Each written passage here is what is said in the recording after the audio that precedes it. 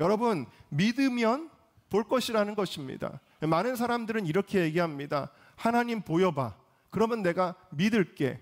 하나님 살아계신 증거를 보여줘봐. 그러면 내가 믿을게. 라고 그렇게 이야기를 합니다. 여러분, 보여주면 믿는 것일까요? 실제로 나사로의 이야기를, 이 나사로 말고 이제 거지 나사로의 이야기를 통해서 예수님이 말씀하신 것이 있잖아요. 부자가 이 나사로를 보내서 그래서 예수를 좀 믿게 해달라고 그렇게 이야기를 할 때에 주님께서 뭐라고 말씀하시냐면, 이미 선지자들을 보내도 말을 듣지 않고 믿지 않았다. 나사로 살려가지고 보낸다고 할지라도 그것 때문에 믿는 것이 아니라고 예수님이 말씀하셨습니다. 실제로 예수님 시대에 수많은 기적을 보았습니다. 사람들이. 그리고 병고침을 보았고 귀신들이 떠나가는 것을 보았고, 심지어 오늘 본문에는 나사로가 사는 것까지 보았습니다. 그리고 그들은 물론 호산나 다윗의 자손이 하며 열광하기도 하였지만 결국에는 예수를 십자가에 못 박으라고 예수님을 한순간 다 버렸습니다. 여러분, 이것은 믿는 것이 아니죠. 여러분, 본다고 해서 믿는 것이 아니라는 것입니다. 누가 믿는 것이냐? 여러분, 누가 보는 것이냐? 믿는 자가 보는 것입니다. 거꾸로 믿을 때 하나님, 예수님은 지금 말씀하고 계세요. 네가 믿으면 하나님의 영광을 보리라. 할렐루야. 여러분, 믿으시기를 주님의 이름으로 축원합니다. 자, 그러면 우리가 무엇을 믿느냐? 첫 번째로 우리 함께 읽겠습니다. 시작. 예수님을 믿는 것입니다. 우리 25절 말씀을 같이 읽어보겠습니다. 시작. 예수께서 이르시되 나는 부활이요 생명이니 나를 믿는 자는 죽어도 살겠고.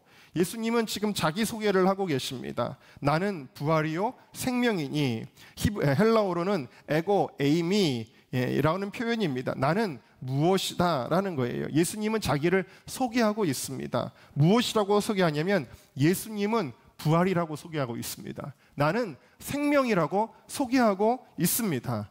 여러분, 우리가 부활을 믿는다는 것은 사실 예수님을 믿는 것입니다. 다시 말해서 성경의 역사적 사실들과 주님이 앞으로 행하실 모든 일들을 지식적으로 이해하고 인지한다고 할지라도 그 아는 신앙으로 교회를 열심히 다닌다고 해도 그것이 나를 구원하는 것은 아니라는 것입니다. 그것이 나를 부활의 생명으로 인도하는 것이 아니라는 것입니다. 예수님을 믿어야 된다는 것입니다. 다시 말해 예수님을 나의 구주로 영접하고 우리가 주님의 말씀대로 살아가는 것입니다. 그것이 예수님을 믿는 것이요, 그것이 부활 신앙인 줄로 믿습니다. 지식적으로 예수님을 아는 것이 아니라 예수님이 여러분들의 삶의 실질적인 구주가 되시기를, 주인이 되시기를, 그리고 그분의 말씀을 따라 사는 여러분들의 삶이 되시기를 주님의 이름으로 축원합니다. 두 번째, 우리 같이 읽겠습니다. 시작. 죽어도 살 것을 믿는 것입니다. 네, 25절에 나를 믿는 자는 죽어도 살겠고 그러셨습니다. 사람들이 가장 두려워하는 것이 뭐냐면 죽음입니다. 사고나 시험에 떨어지는 거나 사업이 망하는 거나 병이 나는 거나 다 두려운 일이겠지만 그 중에서 제일 두려워하는 것은 죽음입니다. 그래서 옳은 일을 하려는 사람도 너 죽여버릴 거야 그러면 죽음 때문에 굴복하는 경우가 있다라는 것이죠. 사람들이 가장 슬퍼하는 것이 또한 죽음입니다. 장례식장에서 듣는 애곡의 소리는 참 우리가 듣기 힘든 소리이기도 합니다. 이 죽음은 굉장히 센 놈입니다. 문제는 이 죽음이 모두의 운명이었다라는 사실입니다. 그런데 이 죽음을 깨트리신 예수님을 만나야 하는 것입니다. 나를 믿는 자는 그랬는데 호피스티온 에이스 에메, 그래서 이것은 영어로 표현하면 ing의 표현입니다. 무슨 얘기냐면 계속하여 나를 믿는 자는 이라는, 나를 믿는 자는이 계속하여 나를 믿는 자는 이라는 뜻을 가지고 있습니다. 우리가 한순간 예수님을 믿는 것이 아니라 계속해서 나를 믿는 자, 예수님을 믿는 사람은 죽어도 살겠고, 여기에 헬라어 칸이라는 단어가 들어가 있는데 이 칸이라는 단어는 비록 뭐뭐일지라도, 그래서 비록 죽을지라도라는 뜻입니다. 비록 그가 죽을지라도, 계속해서 예수님을 믿는 자는 비록 죽을지라도 살 것이다 라는 것입니다.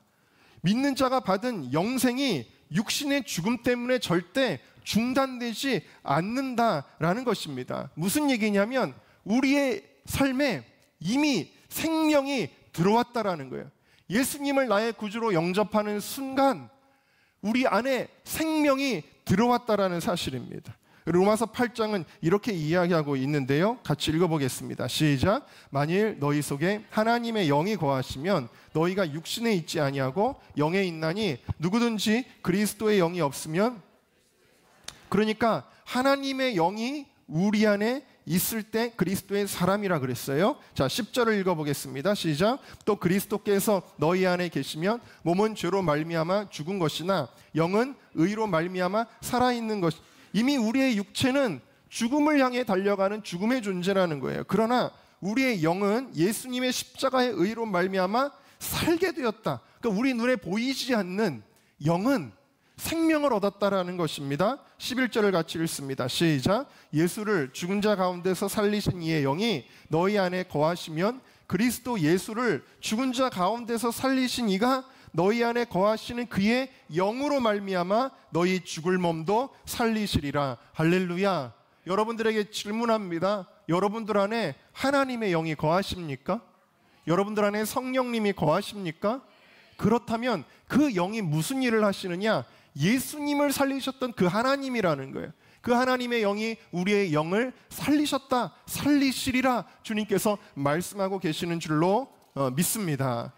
어떤 신학자가 이렇게 이야기를 하더라고요. 예수님을 믿으며 살아가는 이들은 해 지는 쪽을 향하여 여행하는 것이 아니다. 예수님을 믿으며 살아가는 이들은 해가 뜨는 쪽을 향하여 여행하는 자들이다. 그러니까 우리가 나이를 먹으면, 저도 은정교회 처음에 왔을 때 30대 중반이었는데 이제 어느덧 50이 넘었는데 정말 엊그저께 같은데 눈 깜짝할 사이에 어느새 그렇게 시간이 지나갔는지 모르겠어요. 그 사이에 저도 머리가 하얗게 됐습니다. 염색을 안 하면 머리가 아주 하얘서 이제 나이 먹은 것이 이제 티가 나는데, 우리의 인생은 나이를 먹을수록 노쇠하게 되어지죠. 마치 저녁이 되면 점점 어두워지는 것과 같습니다. 그리고 죽기 직전이 되면 가장 노쇠한 상태가 될 것입니다. 새벽 직전이, 미명이 가장 어두운 것과 같습니다. 그러나 그 순간으로 껌껌해지고 끝나는 게 아니죠. 바로 그 순간이 해가 뜨는 시간이죠. 바로 우리의 육신의 죽음은 해가 뜨는 시간이다, 우리가 부활하는 시간이다라는 것을 믿으시기를 주님의 이름으로 축원합니다. 죽음은 더 이상 두려운 것이 아니며 새로운 삶의 시작임을 믿으시기를 주님의 이름으로 축원합니다. 세 번째, 우리가 뭘 믿어야 될까요? 같이 읽겠습니다. 시작. 살아서 믿는 자는 영원히 죽지 않을 것을 믿어야 합니다. 26절을 읽겠습니다. 시작. 무릇 살아서 나를 믿는 자는 영원히 죽지 아니하리니 이것을 네가 믿느냐 그랬어요. 여기 보면은 우매라는 단어가 들어가 있는데 이것은 이중부정의 표현입니다. 그러니까 결코 죽지 않을 것이다. 누가 죽지 않을 것이냐? 살아서 나를 믿는 자는 영원히 죽지 아니하리라. 그래서 예수님을 믿는 사람들은 아까 말씀드린 대로 이미 우리 안에 뭘 가졌다고요? 영생을 가졌어요. 할렐루야. 영생을 가졌기 때문에 육적인 죽음이라는 것이 별로 의미가 없다라는 거예요. 예수님은 나사로가 실제로 죽었는데도 뭐라고 표현하시냐면 우리 친구 나사로가 잠들었다라고 표현을 했고요. 또 마태복음 9장에 보면은 한 어린 아이가 죽었을 때도 이 소녀가 죽은 것이 아니라 잔다라고 말했어요. 사람들은 비웃었죠. 뭐 죽었는데 왜 잔다 그러지? 그러면서 비웃었습니다. 이것은 예수님이 착각하신 것이 아니에요. 이것은 뭐냐면 예수님이 보시기에 육체의 죽음은 그냥 잠드는 것과 똑같다라는 사실입니다. 저는 이제 별로 잠을 잘 못 자서 항상 불면증 때문에 좀 힘들어하기는 합니다만 아마 여러분들도 새벽에 이제 촛불 예배 드리시고 나서 집에 가서 또 잠깐 주무셨을 거라고 생각이 됩니다. 이렇게 누워 있다가 깜빡 잠드는 것처럼 아무것도 아니잖아요. 우리 육신의 죽음은 우리가 두려워할 것이 아니라는 거예요. 그냥 잠들고 깨보면 어디에 있는 거예요? 예수님 품에 있는 것입니다. 할렐루야. 놀라운 것이죠. 우리에게 죽음은 별로 의미가 없는 것이다. 이미 죽음의 문제는 우리에게 해결됐다라는 거예요. 그래서 육체의 죽음은 자는 것이고 여기서 가리키는 영원히 죽지 않는다는 건 그러면 뭐냐? 육체의 문제가 아니라 영적인 죽음을 가리키는 것이죠. 영적인 죽음이 심각한 거예요. 요한계시록 21장 8절에 보면은 뭐라 그랬냐면 모든 이런 여러 가지 죄악들을 열거를 하면서 이런 사람들은 불과 유황으로 타는 못에 던져지리니 이것이 둘째 사망이라 그랬어요. 그러니까 육체의 사망이 문제가 아니라 두 번째 사망, 영의 사망 선고가 진짜 무서운 건데 이것은 불과 유황으로 타는 지옥에 떨어지는 것이다. 그러니까 예수님이 말씀하신 선악과를 먹으면 정령 죽으리라 할 때 이 죽음은 육체의 죽음의 문제가 아니라 영적인 죽음의 문제였다라는 거예요. 이 죽음의 문제를 해결하는 것이 중요한 것이었고 예수님이 십자가 지시고 부활하신 것은 이 둘째 사망의 문제를 해결하신 것인 줄로 믿습니다. 그래서 이것을 믿는 자들에게는 예수님이 영원히 죽지 않는 부활의 은총을 주시는데 이 부활의 은총이 어떻게 나타날까요? 요한계시록 20장 6절을 같이 읽어보겠습니다. 시작. 이 첫째 부활에 참여하는 자들은 복이 있고 거룩하도다. 둘째 사망이 그들을 다스리는 권세가 없고 도리어 그들이 하나님과 그리스도의 제사장이 되어 천년 동안 그리스도와 더불어 왕노릇하리라. 할렐루야. 여러분, 이 영적인 죽음이 우리를 다스릴 권세가 있대요, 없대요? 더 이상 없다라는 것입니다. 그래서 이 첫째 부활에 참여하는 자는 어떤 사람이냐? 복이 있는 사람이라는 거예요. 세상에 부자 되는 거, 높은 위치에 올라가는 거, 인기와 즐거움을 누리는 게 다 무엇입니까? 지옥 가면은 무슨 소용이 있습니까? 여러분, 정말 복이 있는 사람은 첫째 부활에 참여하는 자들인 줄로 믿습니다. 오늘날 교회가 너무나도 세속화되어서 교회에서 메시지가 윤리나 도덕이나 선행이나 혹은 위로나 이런 것들에 치중하는 경향이 있지만 정말 중요한 복음이 무엇입니까? 천국 복음입니다. 영생 부활 복음입니다. 이것이 빠진 기독교는 그냥 세상의 철학과 사상에 지나지 않는 것입니다. 우리 이성민 전도사님이 휴학을 이제 오래 하다가 금년에 다시 이제 대학원에 복학을 해서 학교를 다니는데 학교를 다녀오면 계속 안타까운 마음을 저한테 토로하는 거예요. 목사님, 학교에서 가르치는 내용이 너무 인본적입니다. 특별히 정말 천국과 지옥, 영생과 부활에 대한 이런 메시지들이 되게 조롱받고 오히려 이런 인본적인 가르침들이 그런 것들만 중요하게 여겨집니다 라고 이야기를 하는데 오늘날 기독교가 죽어간다라는 증거예요. 진짜 복음은 뭐냐면 우리에게 영원한 부활의 메시지가 선포되는 것인 줄로 믿습니다. 그래서 오늘 우리에게 주신 이 놀라운 생명을 우리가 가지고 있기 때문에 우리는 살아서 믿는 자다라는 거예요. 여러분들은 이미 살아있는 자들인 줄로 믿습니다. 여러분 그 뉴스를 보니까 달걀을 마트에서 이제 오랫동안 팔리지 않고 이렇게 진열장에 놔뒀는데 그 달걀에서 병아리가 삐약삐약하고 깨고 나오다라는 거예요. 그래서 제가 신기하다. 어떻게 그런 일이 있을 수 있지? 그래가지고 인터넷을 쳐봤더니 어떤 사람은 메추리알을 사가지고 집에다 놔뒀는데 거기서 또 메추리 새끼가 까고 나온 경우도 있다라는 거예요. 그러니까 여러분 이 달걀은 실제로는 아무것도 아닌 것 같고 움직이지 않는 것 같아도 그 안에 뭐가 있다라는 거예요? 생명이 있다라는 거예요. 생명이 있어서 조건이 맞아 떨어지면, 시간이 맞아 떨어지면 그러면은 이게 생명이 깨어서 나온다라는 것이죠. 할렐루야. 오늘 여러분들에게도 이제 달걀을 나눠드리고 또 우리가 세상 사람들에게도 이 달걀의 복음을 담아서 드리겠지만 안타깝게도 이거는 여러분들 오래 놔둬도 병아리가 될까요? 안 될까요? 안 될 겁니다. 왜냐하면 제가 어제 보니까 우리 권사님들이 여선교회에서 애쓰게 수고하면서 부엌에다가 그 계란을 다 집어넣고 팔팔 끓이더라고요. 팔팔 끓였으니까 더 이상 생명이 있어요, 없어요? 없죠. 근데 여러분, 만약에 제가 삶은 계란과 그리고 살아있는 유정란을 같이 이렇게 올려놓고 보면은 여러분 이게 구분이 가요, 안 가요?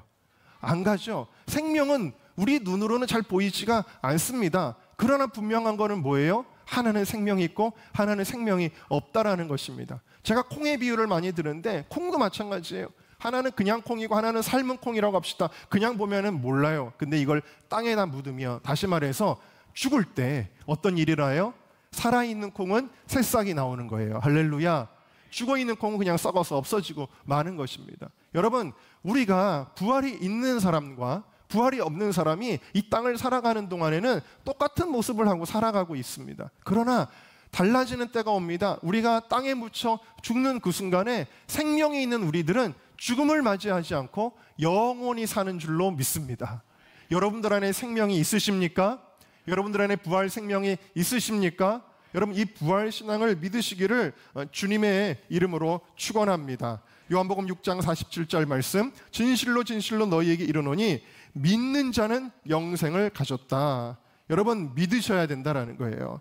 요한복음 6장 54절 말씀, 내 살을 먹고 내 피를 마시는 자는 영생을 가졌고 마지막 날에 내가 그를 다시 살릴 것이다 라는 것입니다. 여러분들은 살아있는 사람인 줄로 믿습니다. 근데 여러분, 이 말씀을 신천지에서 얼마나 엉터리로 푸는 줄 아십니까? 신천지에서는 살아서 믿는 자는 영원히 죽지 않는다, 그러니까 이거를 육체의 불사교리로 가르칩니다. 그래서 이만희는 안 죽을 거라는 이야기고, 그리고 이만희에게 이 선택받은 그런 사람들, 신천지에 선택받은 사람들은 육체가 영원히 죽지 않아요. 살아서 믿는 그 상태로 계속 살 것이라고 이야기를 합니다. 여러분, 이것은 이단교리입니다. 이단교리인데요. 그러나 딱 한순간만큼은 영의 죽음은 물론 우리가 육체의 죽음마저도 뛰어넘을 수 있는 사건이 하나가 있습니다. 그거는 뭘까요? 우리가 살아있는 동안에 만약에 예수님이 오신다면 그런 일이 일어날 것을 사도 바울이 이야기하고 있는데요. 한번 살펴보겠습니다. 4장 말씀 우리 같이 읽어보겠습니다. 시작. 주께서 호령과 천사장의 소리와 하나님의 나팔 소리로 친히 하늘로부터 강림하시리니 그리스도 안에서 죽은 자들이 먼저 일어나고 그 후에 우리 살아남아 있는 자들도 그들과 함께 구름 속으로 끌어올려 공중에서 주를 영접하게 하시리니 그리하여 우리가 항상 주와 함께 있으리라. 할렐루야. 또한 마지막 때를 살아가는 우리들에게는 소망이 되는 말씀일 텐데, 살아남아 있는 자들에게 예수님이 오시는 타이밍이 된다면 그러면 그때 우리가 어떤 일이 일어나는 좀 더 자세하게 고린도전서 15장 말씀이 이렇게 설명하고 있습니다. 50절부터 읽어볼까요? 시작. 형제들아, 내가 이것을 말하노니 혈과 육은 하나님 나라를 이어받을 수 없고 또한 썩는 것은 썩지 아니하는 것을 유업으로 받지 못하느니라.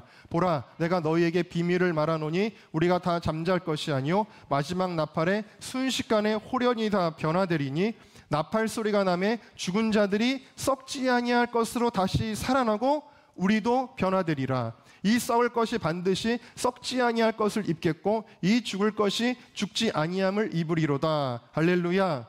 여러분, 이 말씀은 무엇을 보여주냐면요, 육체의 불사교리를 보여주는 것이 아니고요, 이건 뭐냐면 우리의 육체는 이미 썩는 거라는 거예요. 이 썩는 거 가지고는 하나님 나라를 받을 수 있대요, 없대요?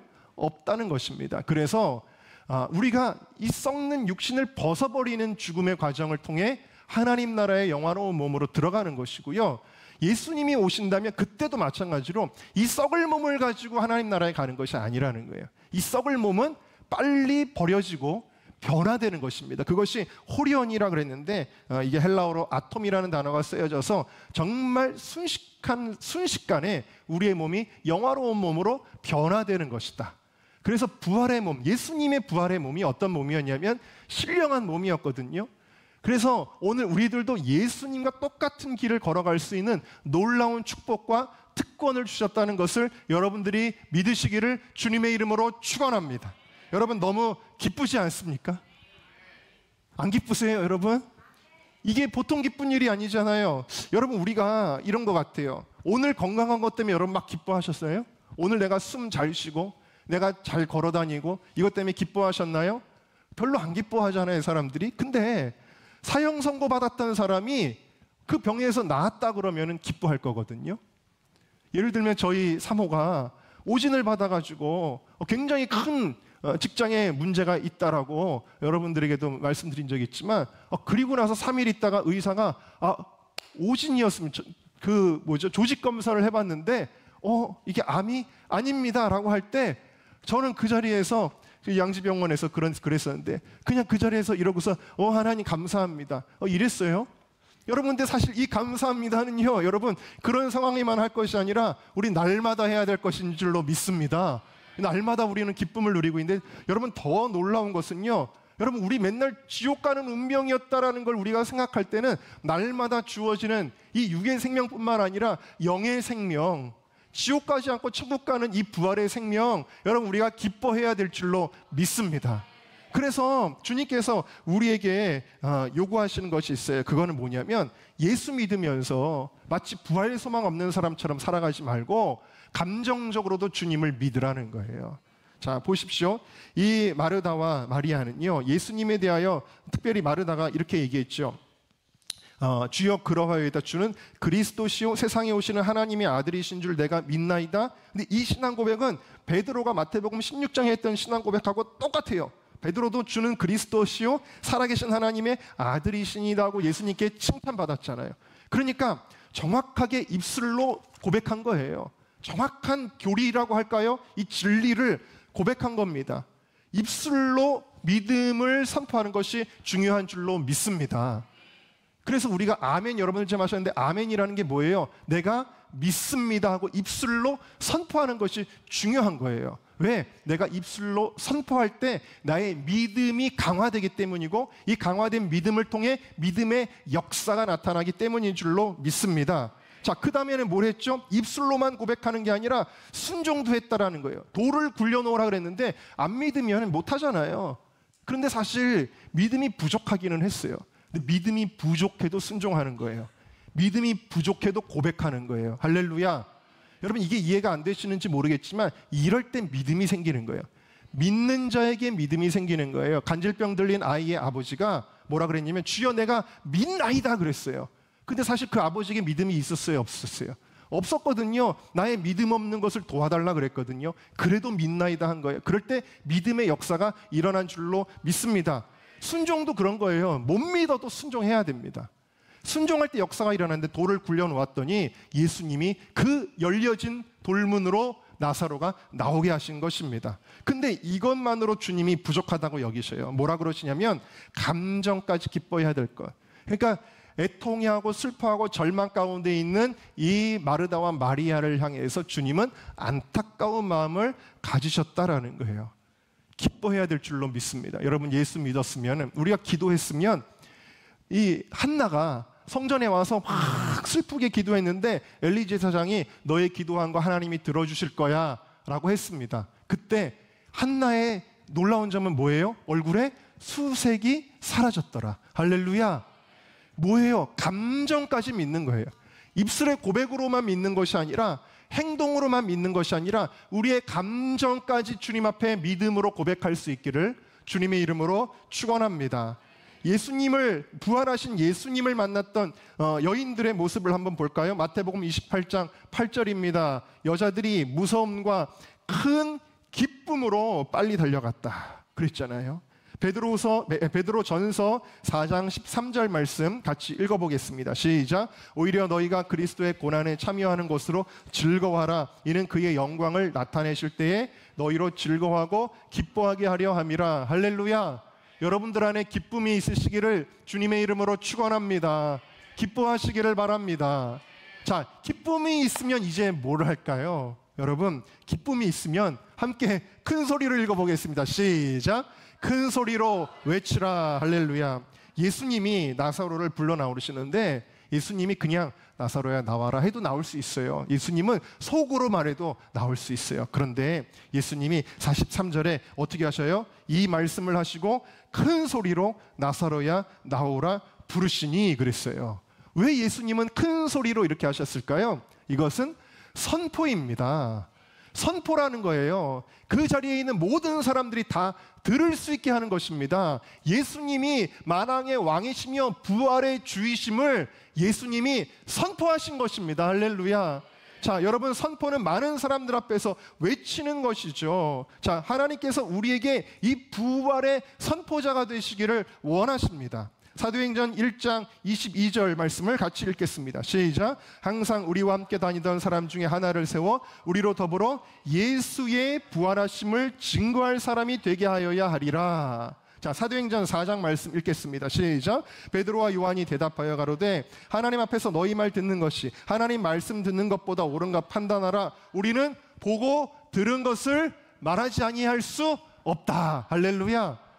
너네 가만히 있어, 뻥긋도 하지 마, 다시는 그 도를 전하지 마 그랬더니 베드로와 요한이 막 그 죽음의 위협 앞에서도 뭐라 하냐면 우리는 예수님이 십자가에 죽으셨다가 살아나신 것을 봤다라는 거예요. 부활의 증인이라는 거예요. 할렐루야. 그래서 이거를 말하지 아니할 수 없다라고 그렇게 이야기를 하는 것입니다.